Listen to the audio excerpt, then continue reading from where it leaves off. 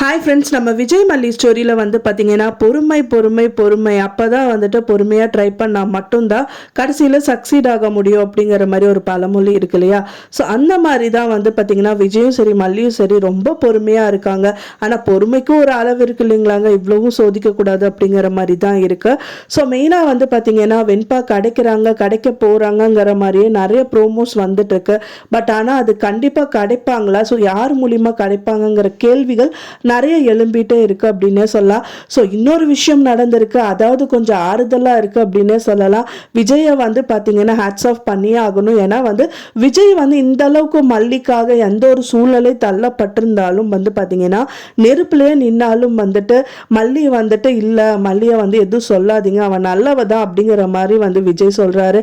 ஏன்னா வெண்பா வந்து காணாம போனது வந்து பார்த்தீங்கன்னா அவருக்கு நெருப்புல நிற்கிற மாதிரி தான் இருக்கு. ஏன்னா ஒரு நிமிஷமும் ஒரு நேரமும் வந்து பார்த்தீங்கன்னா அவர் வந்து தன்னோட குழந்தை இல்லையே அப்படின்னு சொல்லிட்டு ரொம்பவே நொந்து போயிட்டு இருக்காரு. ஸோ அதனால தான் வந்து பார்த்தீங்கன்னா காரணத்தை வந்து மல்லி மேலே துணிச்சு அவங்களையும் வந்து வேதனைப்படுத்துறாரு. பட் ஆனால் மனசளவில் நொந்து போயிருந்தாலும் வந்து பார்த்தீங்கன்னா ஃபிசிக்கலாக அப்படி கிடையாது. அவங்க வந்து பார்த்தீங்கன்னா விஜய் வந்து மல்லிக்கு தான் சப்போர்ட் பண்ணுறாருன்ற ப்ரூவ் பண்ணியிருக்காரு.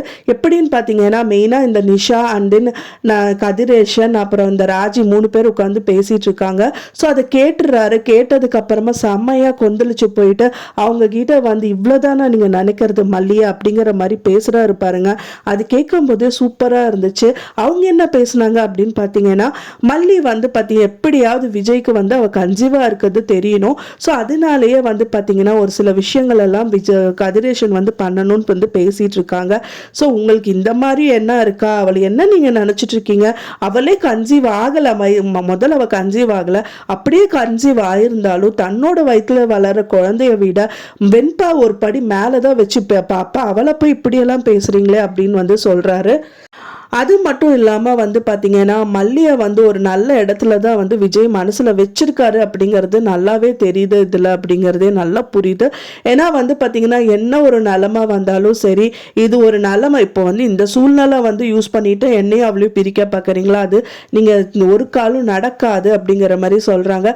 சரி நீங்கள் போலீஸில் வந்து சொல்லாட்டி என்ன, நான் வந்து மல்லியை பற்றி போட்டு கொடுக்குறேன் அப்படிங்கிற மாதிரி சொல்கிறாங்க.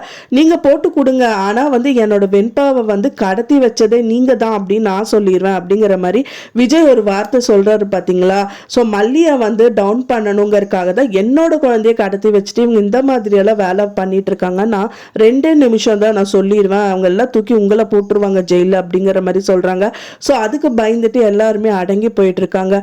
ஸோ என்னதான் ஒரு பொண்ணு வந்து சுதந்திரமா இருக்காங்க வீட்டில் அப்படின்னாலும் வேலி மாதிரி தன்னோட ஹஸ்பண்ட் இருந்தால் மட்டும்தான் அந்த பொண்ணுக்கு வந்துட்டு கண்டிப்பாக வந்துட்டு எல்லாரும் மதிப்பாங்க அப்படிங்கிறது விஜய் ப்ரூவ் பண்ணிட்டாரு. ஸோ அதை தான் மல்லியும் எதிர்பார்த்தாங்க.